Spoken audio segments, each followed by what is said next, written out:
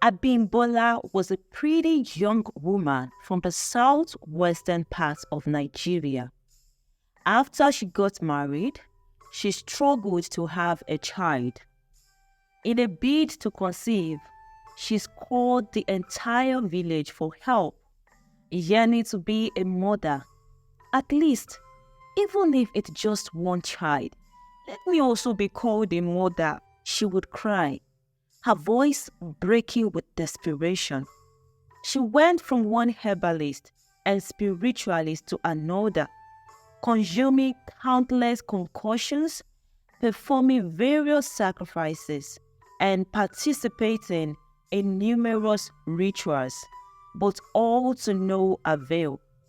Her in-laws, especially her mother-in-law, mocked her mercilessly, branding her a male goat. Villagers gossiped behind her back, calling her a witch. Amidst all the scorn and derision, her husband, Ajao, stood by her, unwavering in his support. Ajao endured the relentless pressure from his family, who insisted he take a new wife since, in their eyes, Abimbola was good for nothing. But he refused. Steadfast in his loyalty, he comforted her through her tears and trials, his love a beacon of hope in her darkest moments. After 15 years of trying and failing, Abimbola decided to give up. If the gods want me to have a child, I will have one. If not, so be it. I am done trying, she declared, her voice resolute, yet tinged with sorrow. She stopped visiting herbalists and spiritualists, choosing instead to live her life like every other woman. She refused to let the mockery and abuse define her existence. Few years later, at the age of 45, she received the miraculous news. She was 8 weeks pregnant. Ajao couldn't contain his joy. So, finally, I'll be called a father, he thought, his heart swelling with happiness and anticipation. 7 months later, when her due date arrived, Abimbola faced a torment she never imagined. She endured a rigorous labor for 3 excruciating days. After enduring immense pain and multiple attempts, she finally gave birth to a breech baby girl, who was immediately named Ige. In Yoruba culture, Ige is a name given to any baby that comes out of the womb with feet first. Unfortunately, Abimbola was pronounced dead immediately after giving birth. When the news of her demise reached Ajao, he became deeply depressed. They had both waited so long to have a child, but the pain of losing her and being left alone to care for their baby was unbearable. Daily, Ajao would cry and wish for his wife's return, but his wishes were nothing more than futile pleas. He lamented, "What is the joy of being a father when my wife is not alive?" He loved his wife so much that he wished the baby had died instead of her. After all, a broken water pot can't be mended, but if the water within is poured out and the pot remains unbroken, there is still hope that the pot could fetch water again, he thought. 9 months later, Ajao also passed away. Villagers recounted the tragic death of Ajao and Abimbola. Becoming increasingly suspicious, they began to see the baby girl as the cause of their demise. None of the grandparents were willing to take in the child, fearing that they too would meet an early grave. After Ajao was buried, Ige was left alone in the house. At night, her cries echoed through the empty rooms, but no one came to her aid. Her wails eventually reached the ears of a kind-hearted neighbor who picked her up. The next morning, the neighbor took her to the Iyaoba orphanage home in the village. At Iyaoba orphanage home, Ige was received and cared for like the other children. While some of the other children at the orphanage were adopted, no one wanted to adopt Ige. She continued living at the orphanage with none of her family members searching for her. 2 years later, Shady, a woman from a nearby village, visited Iyaoba orphanage. Shady was a lonely but wealthy woman. She had waited all her life to be married, but no man seemed to notice her. Not even the least eligible man in her village ever asked her out. Like Abimbola, Shady went from one spiritualist to another, seeking help, but to no avail. Many of the spiritualists she visited told her that her situation was the result of a generational curse that was too difficult to break. Villagers mocked her for being single, calling her various names. Some even went so far as to say she was a man in disguise. Shady was deeply depressed but kept hoping for a change. Unfortunately, her hopes were dashed as none of her efforts yielded success. At age 50, Shady lost all hope. She decided to change her location, adopt a child, and start a new life. She then traveled to Ige's village and visited Iyaoba orphanage. As soon as she entered the orphanage, she was greeted with a beautiful smile from Ige, who was playing around. Without hesitation, Shady chose to adopt Ige. Shady was happy to start a new life in a different environment. As days went by, Ige became her only source of joy and reason to live. Shady took good care of Ige as if she was her biological child. As months passed, Shady began to feel the joy of motherhood. Unfortunately, her joy was cut short just 9 months after adopting Ige. One fateful evening, Shady developed a minor headache and couldn't wake up the next day. The news of her death spread through the village, and once again, villagers blamed Ige for the tragedy. Just imagine this innocent woman who had adopted that evil child. If we had told her to return the child when she moved into this village, she wouldn't have believed us. Now, she has killed her. Villagers gossiped. Again, Ige was returned to Iyaoba orphanage home.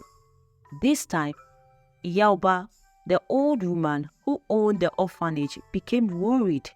Her ears had been filled with several gossips in the village about Ige.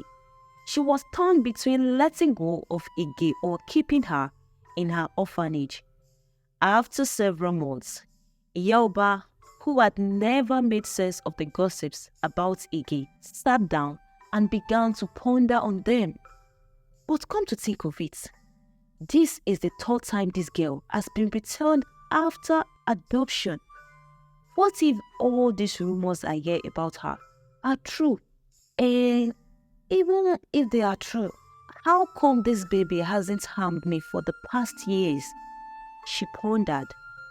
Nevertheless, she decided to keep Ige and resolved never to give her out to any adoptive parents again. Ige continued living at the orphanage, and with a mix of fear and doubt, Iyaoba fastened her care for her.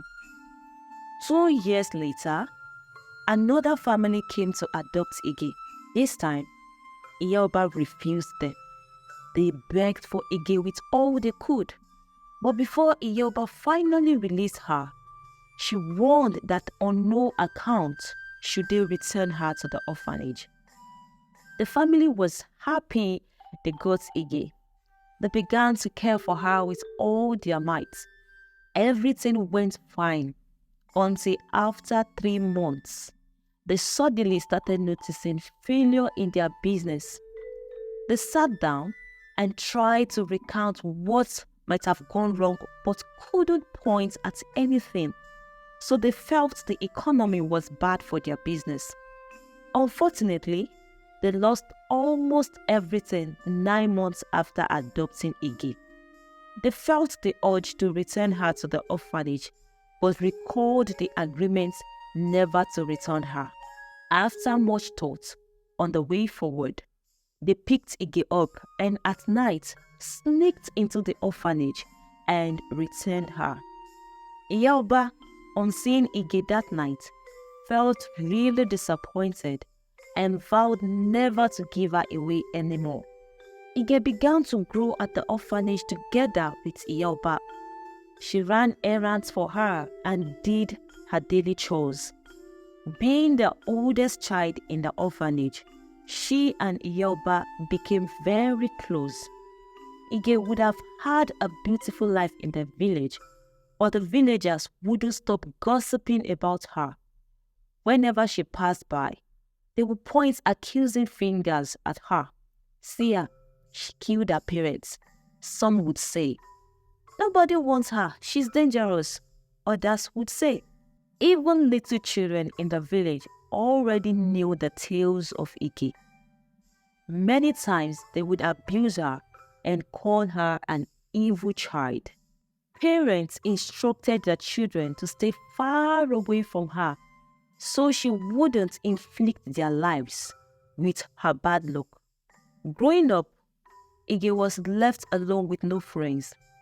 As a result of the mockery, she spent most of her days at the orphanage and avoided going into the village.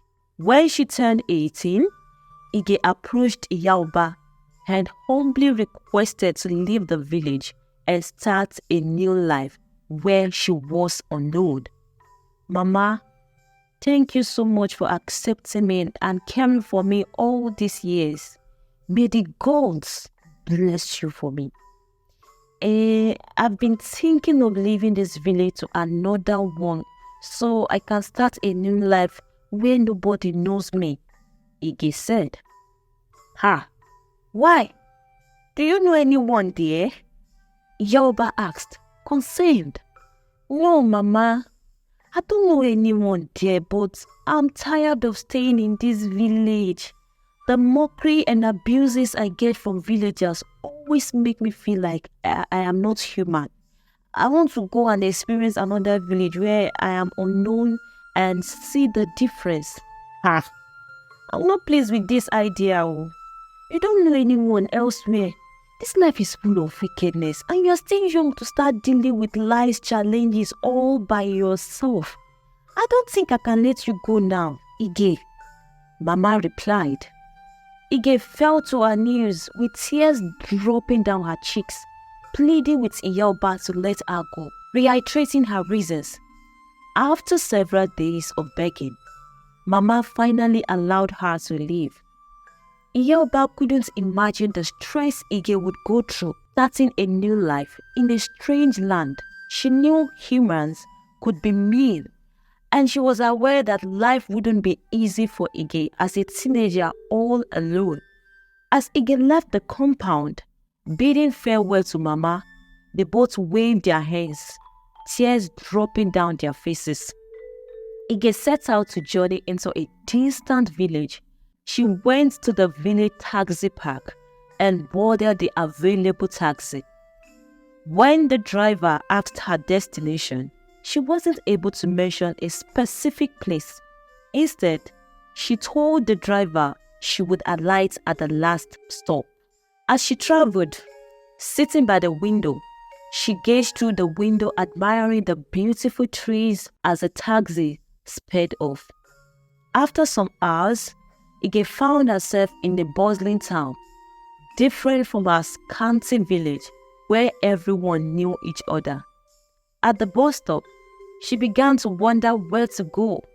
She roamed the town like a lost wanderer, and after a long walk without a specific direction, she got tired and decided to return home the next day. Ige returned to the taxi park to spend her night. The following morning, she waited for a taxi to take her back to her village, but waited in vain as she was told that taxis from her village only come around every 5 market days. Ige became confused. She began to blame herself for leaving the village. She was at a loss for the best idea to cook for the next 4 days before the taxi arrived. She continued sleeping at the taxi park.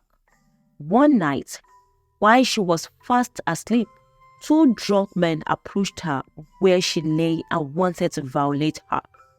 As they began to undress, Ige, feeling scared and shivering, began to plead for mercy, begging them not to touch her, but they turned a deaf ear. Suddenly, they felt a heavy weight on their heads. It was like a big load of gravel on their heads, with an unexplainable headache. Immediately, they took to their heels. Ige was saved that night. She became more scared and couldn't wait for the next market day to travel back to the village. She faced a lot of challenges in the new town. She wandered about seeking a place to lay her head. Luckily, she found an uncompleted building close to a new site where there were few scanty buildings. She decided to live there. Ige had only spent 2 days there when the owner of the building caught her. "Hey, who are you? What are you doing here?" the man shouted. "Good afternoon, sir. Sorry, The man didn't allow her to finish her statement before he shut her up. "What are you doing here? Who gave you permission to stay here? You see these my 2 eyes that I closed before I opened them. You should have disappeared from here before I bounce on you, useless girl." Ige hurriedly packed her stuff and ran out of the house. While she left, the man kept looking at her and insulting her as she made her way out of the building. "See her with her tiny legs, useless girl. After they've gone about sleeping with men and gotten pregnant, they become homeless and start sleeping in uncompleted buildings. Evil child. You don't want me to complete my building? The gods forbid you." The man had thought Ige was like other teenage girls in the town who sleep with men and get chased out of the house when they get pregnant. Builders believe that when they allow people to stay in their uncompleted buildings, they may never complete the building because those occupying it would pray they have a place to hide their heads, hence unwilling for the completion of the building so they won't be chased out. Ige began to roam the streets of the new town. After several hours, she finally found an abandoned building and decided to make it her home. Having gotten a shelter, Ige was ready to face the tune of life and its struggles. She decided to stay in the town and not return to the village anymore. The next day, she entered the market seeking jobs to do so she could feed and cater for herself. Unfortunately, all the people she met for jobs rejected her. Ige was almost running out of cash from what Iyaoba gave her. She tried every possible means to get a menial job, but all were abortive. Everyone she approached looked at her disdainfully and sent her off. Ige became broke and hungry. She would trek a long distance from her new home to the market seeking jobs, but all her efforts were in vain. Then she began to move from one house to another, asking to wash their clothes so they could pay her. Fortunately, she was lucky to get a few families who offered her a wash girl job. She washed their clothes and got paid some peanuts. She began to sustain herself with the little money she made from the washing job. To make more money, she pleaded with them to allow her to do their house cleaning so they could increase her pay, which they did. One day, while she was cleaning Madam Nkem's house, one of her clients, Ige, encountered what she never imagined or wished for her enemy. It was theft. Her client loudly accused her of stealing the money she kept inside her room. All her efforts to debunk the lies fell on deaf ears. The woman openly shamed her and called her a thief, causing an uproar and attracting neighbors to join and insult her. She was sent away with beatings and without being paid for the job done. Ige wept bitterly. Earlier that day, Madam Nkem's oldest son had entered into her room and made away with her money without telling his mother. But since it had never happened before, Madam Nkem felt that Ige had stolen it while cleaning the house. The next day, she dressed and went to another client's house, but what she met thereafter got her crying more. Again, she was accused of stealing their clothes. The madam claimed she gave her 25 clothes to wash, but she only returned 20.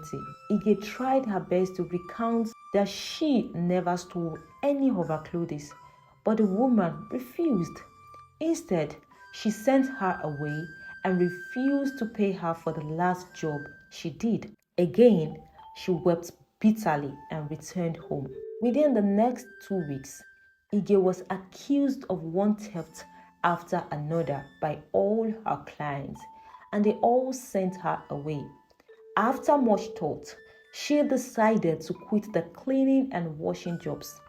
She went into the market seeking a better job to take up, but all her efforts were fruitless. After several attempts, Ige finally got into a porterage service. As a porter, she would carry loads on her head, helping those who had come shopping at the market carry their loads to their preferred destination and get paid for it. She woke up early to start off her day in the market so she could gather some money to eat. The job was really tasking and energy consuming. Ige would eat bread and water all day, depleting her of nutrients that befit the strenuous job. She moved around the market and parks, helping customers load their goods and carry them on her head to their houses or wherever they wanted. Slowly, she began to save little money from her hustle. Though she faced a lot of challenges in her new job, she kept pushing forward. One day, while running around to get customers to offer her porterage service, she had wanted to help a customer carry her basket of vegetables from the car into the shop in the market, but she slipped. The customer paid her 20 naira, a quarter of the expected money, and bade her farewell. Recounting her struggles, sometimes she would carry loads for customers and some wouldn't pay her. On a good day, she might encounter a rich customer who would give her a generous tip, which could sometimes cover up for a whole day or 2 days' job. Many times, she would pray to get rich customers with generous tips. Any such day was often like Christmas to her. There was a rich woman by the name Madame Agnes who had become her customer. She often tipped her generously whenever Ige carried her load. One day, after carrying her luggage into the car for her, Madame Agnes decided to ask her about her parents and why she had to venture into such horrible work at her tender age. Ige, how are you? Where are your parents? Ige felt a little sense of care. No one had ever cared enough to ask about her welfare or her parents. Feeling slightly elated, she replied, "I'm fine, madam. I'm an orphan." When Ige revealed she was an orphan, Madam Agnes was deeply touched. "You mean you are an orphan? No father? No mother? Wow! Can you come along with me to my house?" Madam Agnes asked, her voice filled with compassion. Ige, feeling a warmth she had rarely experienced, replied, "Yes, madam."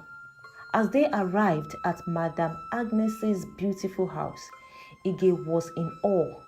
"Wow, this house is lovely. I've never seen any house so beautiful as this," she exclaimed. That day, after helping to offload the groceries and settling into the house, Madam Agnes offered her a meal. After they finished eating, she made an offer that would change Ige's life. "Ige, would you like to start living with me? I have enough rooms here. Moreover, I'm living with my last born, Wura. The rest of my children and my husband are overseas. Come and live with me," Madam Agnes said. Excited and without hesitation, Ige accepted the offer. Her days of strenuous porterage work at the market were over, and a new chapter in her life began. She started feeding well, having enough rest, and taking care of the house, feeling that her life was finally beginning to make sense. Ige would wake up very early in the morning to take care of the house. She would sweep and clean everywhere and cook even before her madam wake up.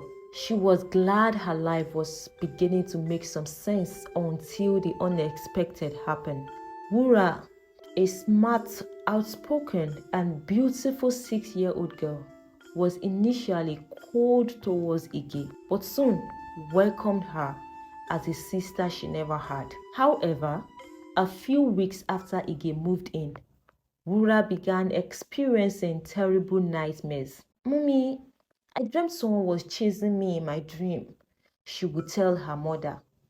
Initially, Madam Agnes dismissed these dreams as mere oversleeping. However, one night, Wura woke up screaming, sweating profusely, and panting. She ran into her mother's room in terror. "Mom, Mom, I had a dream," she cried. "I saw Auntie Ige chasing me around with an iron in her hands. She almost hit me. Then I suddenly woke up." Madam Agnes, seeing her daughter in such a state, paid closer attention. "Auntie Ige is a witch. Mommy, please, send her packing by morning," Wura demanded. Shocked and confused, Madam Agnes couldn't believe her daughter's horrid conclusion that Ige was a witch. She felt torn between her daughter's fear and her sense of responsibility towards Ige. "Wura, you can't hate an innocent orphan just because of your scary nightmare. Ige is a good girl. She's not a witch. She needs all the support we can offer her now because she's an orphan and has nowhere to go," Madam Agnes said, trying to calm her daughter. "Oh, Mom, now I see you brought her into this house to frustrate my peace. Is it until I die before you know she's a witch? I see you don't love me. You love a stranger more than your own biological child," Wura retorted, tears streaming down her cheeks. Feeling unsupported, Wura decided to take matters into her own hands. She began to frustrate Ige, trying to make her leave the house by herself. Despite Wura's efforts, Ige remained, enduring the mounting hostility. Wura's nightmares continued and worsened. She saw Ige tormenting her in her dreams, which increased her fear and frustration. As the nightmares grew more vivid and terrifying, Wura felt increasingly isolated and scared. 5 months passed, and Wura's dream took a darker turn. One night, she dreamed she saw her mother weeping profusely, regretting not listening to her. In the dream, Wura saw herself being buried while her mother mourned her death, keeping the blame on herself. Waking up shivering, Wura once again narrated the dream to her mother. I had a dream, Mom. You were crying, regretting not listening to me. You were mourning my death, Wura said, her voice trembling. Madame Agnes, though shaken, tried to reassure her daughter. You will not die, Wura, I promise you, she declared, holding her daughter close. But deep down, doubts began to creep into Madame Agnes's mind. She couldn't shake off the feeling that something might be terribly wrong. You're only being scared, Wura, my baby girl. Fear is very dangerous, even more dangerous than death. If you let fear get a hold on you, it will destroy you. Fear not, my child. You shall not die. Madame Agnes reassured her daughter, holding her close. Wura shook her head and walked away, still haunted by her dreams. The once harmonious household was now under the shadow of fear and suspicion. The question remained, could she trust Ige, or was Wura's fear a premonition of something dark or sinister? Meanwhile, Ige continued her daily chores with her usual diligence, waking up earlier than everyone and ensuring the house was spotless. This dedication only endeared her more to Madame Agnes. She's very diligent. What a hard-working girl she is, Madame Agnes often remarked, watching Ige with admiration. One Sunday morning, as the birds chirped and the trees swayed gently in the cold breeze, Madame Agnes decided to do something special for Ige. She wanted to give her a beautiful memory and thought of surprising her with a birthday celebration. She went to Ige's room and asked about her birthday. Ha, madam, I don't know anything about that, ma, Ige replied, looking puzzled. What do you mean you don't know anything about your birthday? Don't you know the day you were born? Madame Agnes asked, surprised. Yes, madam, I don't know the day I was born. I only know my age, Ige admitted. Madame Agnes was taken aback but decided she should pick a day of her choice to celebrate. Ige knew her age but never knew her day of birth. So she chose the first day of August, which was the following month. Madame Agnes began planning a surprise birthday for Ige. On the chosen day, Madame Agnes took Ige out for a fun-filled day. They went shopping for clothes and enjoyed various activities together.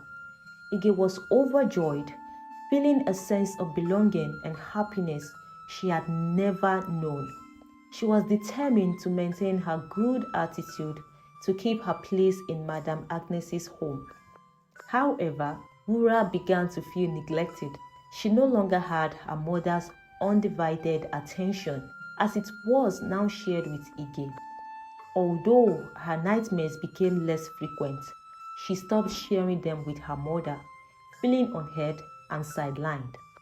One gloomy day, an unexpected tragedy struck Madame Agnes's household. Early in the morning, Madame Agnes decided to check on Wura. Getting to her room, she found her daughter lying still on the bed, calling her name repeatedly with no response. She moved closer and touched her. To her horror, Wura's body was cold and stiff. I hope you enjoyed this story. Please like, comment, share this video and subscribe to this channel. Click the notification button to get notified when we drop the part 2 of this story. Thank you so much for watching. Till we see in the next video. Bye.